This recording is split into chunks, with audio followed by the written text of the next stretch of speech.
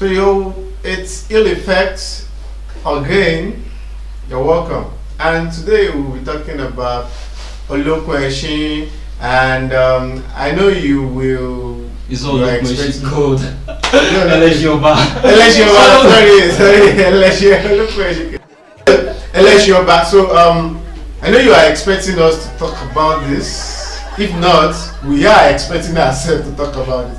And I have here with me. I am Latestyorubamovie. That's your unapologetic Yoruba boy. And I am Ash. Okay, the movie Eleshin, the King of Men. It's a stage play written by Professor Wole Soyinka, and it was adapted to a movie written by B. Bamidele. Okay. The whole run time of the movie, the whole course, happened during the Second World War. Okay. It happened in the year 1944. Yes. This king.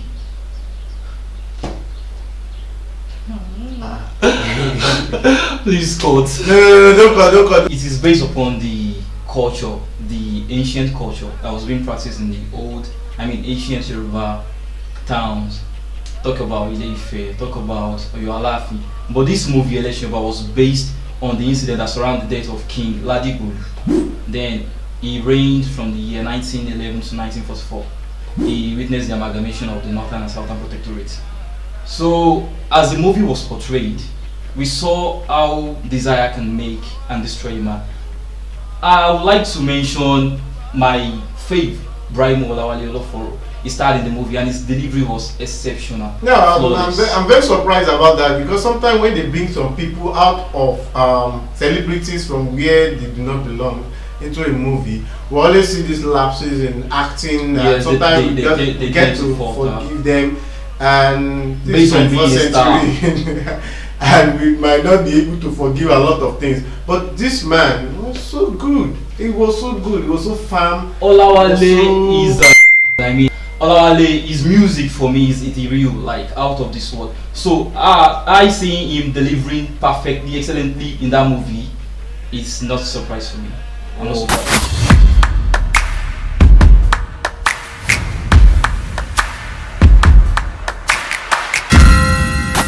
This ill effect, and you remember what we do at ill effect. Majorly, we just make sure you know what you want to watch, and at the same time, we talk about movies together. And we have so much feedback from our earlier reviews.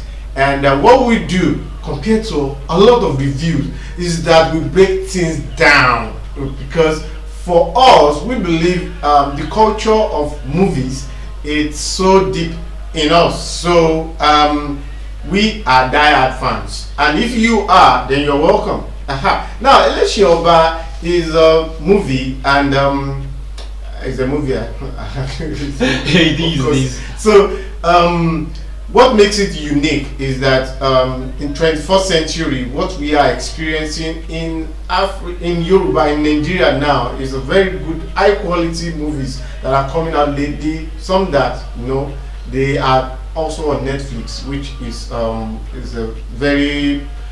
a place for good movies. Let me just put it that way. So, and I think it's on Netflix too. It is. It is on Netflix. So, what do you say? Do you really think this is about Yoruba culture? Yes. The movie having Abobaku, it was practiced back in the days, okay. And it isn't pertinent to just us. They practice in the North. The Northmen, the Vikings. Whenever an earl die or a king, whenever they die, they will have someone to accompany that person of high reverence. But the only difference from the northern way and our own way is that we have someone here as a chief. It's a title. So they live and die with that title. But the Northmen, they were being chosen as random. They only let loose a raven and so fly on someone's shoulder. Whoever the raven flies on his shoulder, that's the person. So that means that if anybody that is not Nigerian is watching this, then you understand that this is not only peculiar. This is not only for Nigerians or black people alone. It's a barbaric act. You said it's not barbaric. Well, I'm not going to say it's not.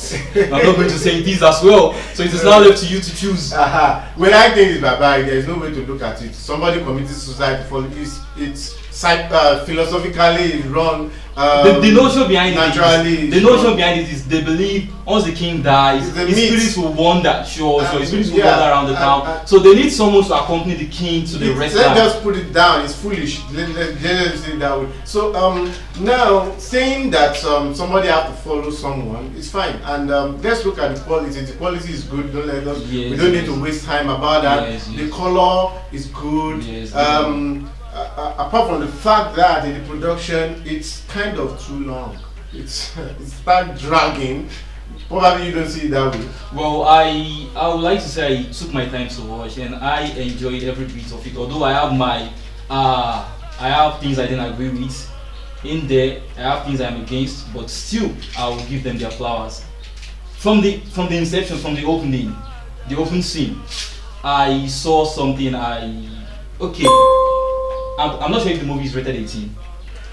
But no, it should be rated 18. It should be because you want to say there's nudity in it. Yes, there's and nudity. It is coming to our face on the first scene.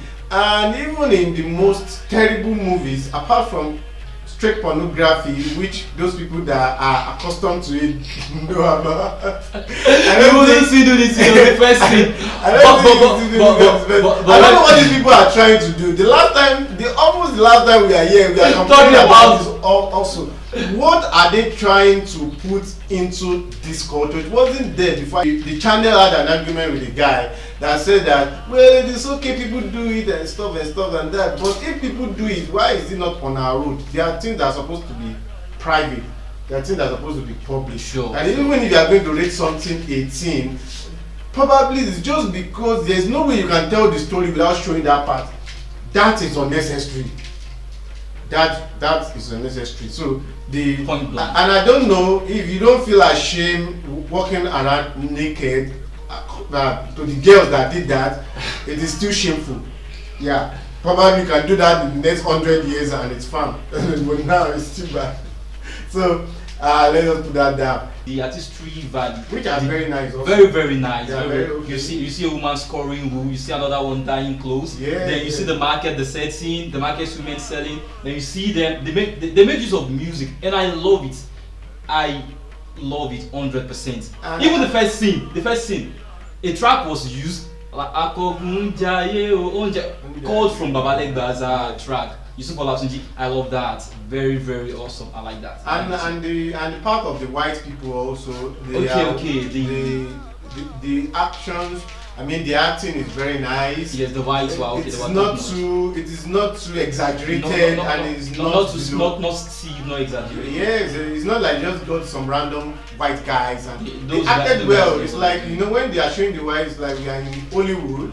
There's no like different there. So that's just nice. I like the color. So when I finished watching the movie, we are moving to the back side now. Let's talk about the back side. So I have issue with the guy's beard. The beard looked like somebody fell with gum on their chin in wool, and it's gum on their face. That it does not fit. It doesn't. I don't know what they can do to make it better. Probably it's too white. Probably the face is too. They could have made it okay. They could have made it okay. So it will be like there's no place I see that face and it doesn't look weird to me. I mean that beard just come out. Your beard is weird. It's weird. Your beard is weird. It's wrong also. So I think that's the first thing. And the second thing I don't want to forget is the suit. The guy. It looks more recent than that suit is too perfect. I don't think James Bond from 1970 can wear that perfect suit. Probably the guy is going to a wedding after the show. I don't know. It's just so perfect. So he dressed for the wedding and just appeared on the show. As far as I'm concerned, it doesn't fit for 1944. I am against it too. No. It's too recent. Yeah. And so another thing is that a lot of people have been talking about this, the language barrier. I was like, no, I will keep giving them the excuse. You can't tell me the Englishman, Queen's English this time, and the Yoruba guy from 1944. Oyo then Oyo. So and Oyibo man will understand the Yoruba. I was trying to fight it that probably the guy has lived with them for more than 5, 6, 7 years, so he was able to understand, was able to speak to an extent. But that appeared so smooth. It was too perfect. It was so perfect. Even the guy was talking in riddles, and the Yoruba guy was able to decode this. The Yoruba guy said talking in riddles too. Yeah, the white was able giving matching response. You know, a lot of people will have that argument too. But one thing I brought up is that if an Igbo guy and Yoruba guy, they are fighting, and one thing you will notice, which you have never seen, I've never seen a Yoruba guy and Igbo guy fighting, and the Igbo guy is speaking Igbo, Yoruba guy is speaking Yoruba, and they understand, even though they are living together. No. It is either you are trying to speak the Yoruba man, you force it. So that okay, I'm trying to get my point home. At least a point or two. This is what you hear. So for like 10-20 minutes, and white man and the black man were talking. I did not see this in Django. I did not see this in Kunta Kunte. They could have used an interpreter. Yes, which would have been perfect. So I don't know. Probably they couldn't find a way around that, and I think that can be easily. You know, it could have been easily avoided. Avoided, you know, you don't need any skills just to bring one man there that is doing translation. There are pastors that's what they do. Even Amusa could have been the intermediary. Oyibo, he said. Talking about Amusa, I think the English too is too perfect. No. He was at first he was struggling. Then he forgot he had to struggle. At some point, then he let loose. Then he drove back again. I was lazy. So okay. So another thing is that even though you've been arguing this with me, I'm not saying I'm not sure, but in 1994-5, that I started experiencing fluorescence in Ibadan. I don't think that always been in 1944, because in that movie we see a lot of we saw a lot of fluorescence. Well, according to an account I read, I saw the fluorescence was introduced in the year 1938, but I'm not going to argue it. I'll leave it to you guys to find out. Probably I am having a doubt about it, or it has been in existence. I don't think that can be, because we have seen a lot of movies from Hollywood, yes, and there's no fluorescence. They didn't use of fluorescence, and it seems so like it was deliberate, because there are so many fluorescence there. Yeah. It's like they are not trying to. What I know is bulb, that red bulb. It's not popular anymore. It's just going into extinction because we have this white bulb. The bulbs have always been there. I've seen war from the first World War and Second World War is always the bulb. So I don't know where the fluorescence come from. And another thing I would like us to talk about is the nudity of the two black women. For me, I think all in the name of woke, they wore a kind of gown that revealed their cleavages. Yes, even the queen. The queen. You wouldn't see the queen's breast. The cleavage. The queen is covered. The queen that you are copying. I don't know that. So who are you? This nude who are you? I don't know what's going on. The blacks they have this.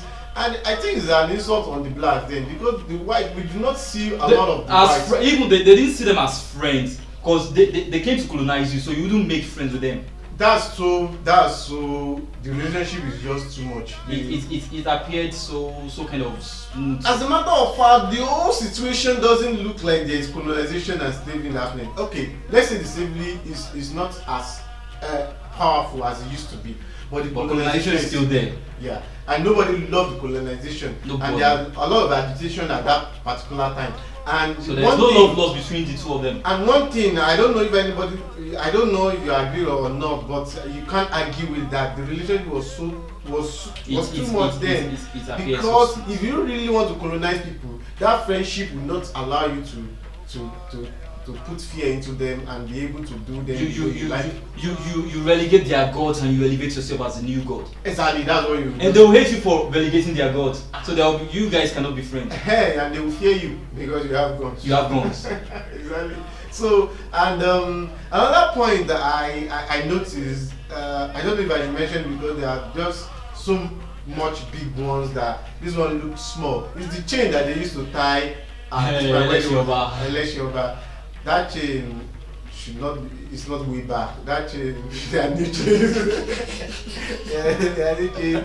They don't look like what it looks so new. It looks you go to that market. So I remember a movie on Walafi, the guy Gori, he had the chain around his neck, and that one look crude. That one looks so refined. They are brown. That one looks so refined. They are circular like this, and they have big chains and the shackles. You know, they are actually shackles. This looks like just chain. The one you used to tie your chair so that nobody will steal it. Yes, in boarding school. Yes, and that's still. And then I started thinking, what really did they try add on? Well, probably the costume. Yeah, I'm talking about the costume. The costume is somehow also. They also add on the costume, except the beard part. The costume, I found the beard weird. And one thing I would like to mention too, the movie was set in Oyualafi, and there was nobody with tribal mark. I saw just one person, just one guy with tribal mark, Abaja. The guy that was eulogizing Eleshin. He was the only one that has Abaja. What are you trying to say? Oyualafi. You are laughing. 1944. Everybody is like 1944. Oh, there. You parade it. It's a sense of belonging, sense of beauty. Now, this is another ridiculous part that I noticed is the guys, their haircuts. Now you see a lot of new haircuts in that movie. It's like punk. They almost wear dread. They are the same hairstyle with you. Yes, with the Igbos. I think I might forgive the Igbos, but I don't think we have punk hairstyle back then. No. That's one. Where do you cut it? How do you cut it with blade now? Is this knife they are using the cut here? It's ridiculous. It's ridiculous. Now you can tell the ladies to pull up their bra and walk naked, and you can't tell the guys to barb their hair.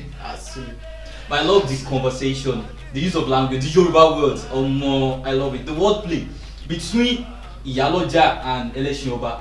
I love that scene. Like battle, war of words, battling with words. Iyaloja was, and okay, there's one thing. I love that. Yeah, there's one thing I'd like to mention too.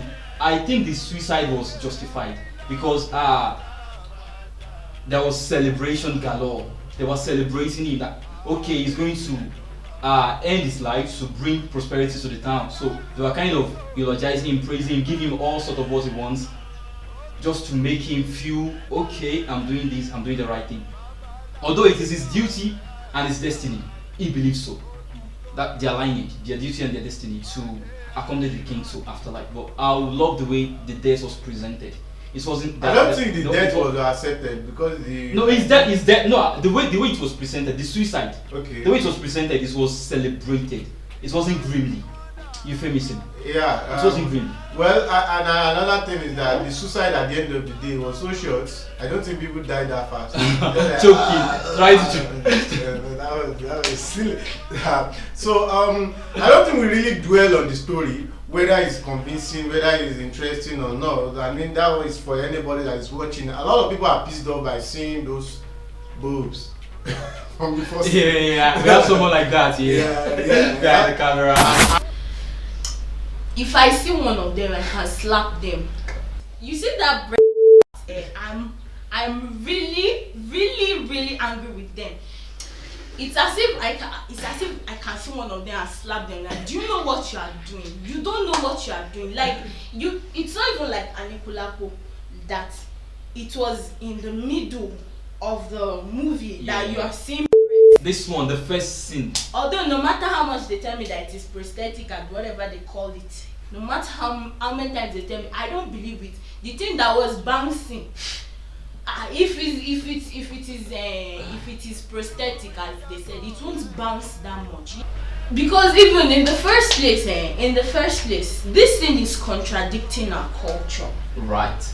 In the olden days, what I know is that in the olden days, a woman is expected, if a maiden is expected to be a virgin till she goes to her husband's house. I would like to come in there because I think that's a paradox. In the movie, the maiden that Eleshin laid with, she was a virgin. And it was displayed. The white cloth was displayed. Exactly, as they do in the olden days. Although I still see it as a terrible, somehow terrible culture, but it's actually a way to actually, how will I say it, to make girls be like, oh, it's in how they say, yes, it's something of value that, oh, let me try to hold myself till I get married. So how are you telling me that these same girls that you are training, that they should keep themselves as a virgin? Will now be the same girl that will go to Eleshin and flash boobs. They're not even flashing. Maybe you did not sleep with them. Maybe you did not sleep with them, Kenny. Are you telling me that you as a man are seeing it naked? Okay, let's do that. Anybody thinking about making movie like this, even if it's just about the correctness, just give it to us. Just give it to us. You see all these white people, when they do things in the past, when you go and check the books, the history books, you still see all those things. Probably they read before they come back and go and do this. So, and do we have any movie that we want to tell people to watch for today? On my list, I have none. Yeah, so Woman King, we already said we talked about Woman King since. So next week we'll be talking about Woman King, and something you can watch. There's no nudity there. So there's no nudity there, but should I give you a spoiler? You have not seen it now. I haven't seen it, but I've heard from people that saw it. It was a misrepresentation of history. Yeah, it was. King Gejo, see you guys. Yeah, done, right? We are done. Bye.